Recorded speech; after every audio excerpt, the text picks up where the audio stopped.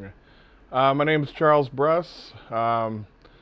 I started Bruce City Paranormal a little over a year ago. I was formerly in another group since 2009, but I decided to finally go ahead and branch out on my own because it's something I've always wanted to do anyway. But at the time, I didn't have a clue how to run a group or what to do with a group. So I learned the ropes, started Bruce City Paranormal, and now we go around and we will investigate paranormal claims. Uh, we usually always try to debunk anything first, try to find out logical explanations for anything. And usually, if you can't figure it out, it tends to lead a little bit more credibility to it being paranormal in nature. The things that I've done and seen since 2009, I have no doubt there's life after death. One of our favorite places to investigate is the abandoned haunted house complex down in Sturdivant. Now, we're actually using a device that's scanning radio station frequencies. It goes really fast. Um, it all started when we asked one time how many people are here with us. And this male voice came through and said, 2 people. Okay, well, that's right. There was 2 people. 2 of our investigators were in that room. And then later on in the night, all of a sudden we'll just hear 2 people. 2 people.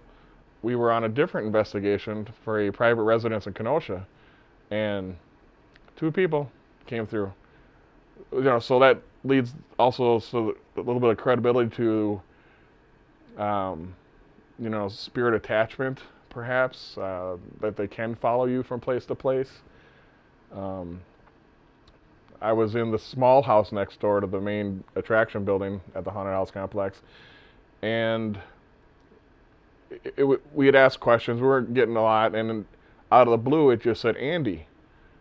Now, Andy is, the female that's in our group that was with me, and I was like, it was so clear, and it's like, wow, and I felt like a little jealous. I'm like, well, what about my name? And maybe 5-6 seconds had gone by, and back to back it said Charles Chuck, just like that, clear. And I was like, I don't get really scared in this field at all. Something happens, I usually try to run towards it instead of away from it. But that gave me the chills because it was so clear. And the second one, sounded mean, but in no way would I ever say it's demonic or anything like that. Like, Chuck.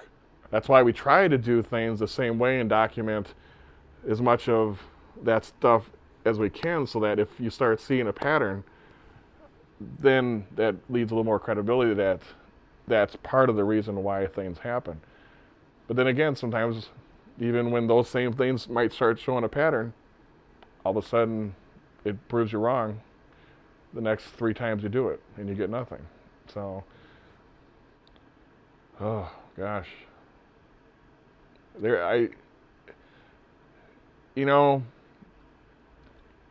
I'd like to think this big old universe we live in is, maybe there are parallel dimensions. Maybe there's a dimension that's running right along with us right now. It looks exactly the same, but it's just, you just don't know. That's what we try to do. We try to, little piece at a time, here and there, and hopefully get a little closer to answering our questions than anybody else's. Like equipment?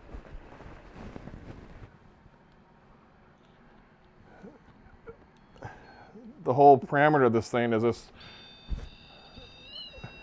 this antenna puts out a EMF field. It's probably going off more because I'm holding it. Let me set it down. The theory behind it is, this puts out a small EMF field, and if something wants to communicate with you, you say, go by the antenna, because the closer you get, the more lights you set off. All right? Well, problem is with that is when you're using a walkie-talkie and you go to call somebody, if you're in close enough proximity to this, it'll set this thing off like crazy. And we found that out when we were at Waverly Hills. We were separated, and I was standing in the doorway, or out in the hallway a little bit, and I had a couple of my meters set up, and All of a sudden I heard this scratching sound, and I knew it was another raccoon because I'd seen him earlier that night. And then all of a sudden I heard the chirping.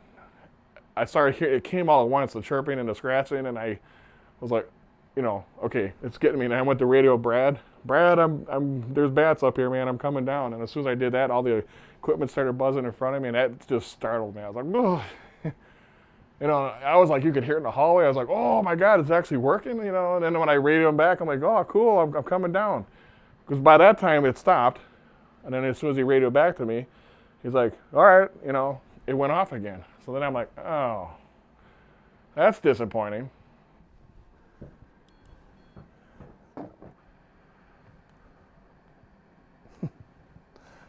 And sure, now it's not going to want to work.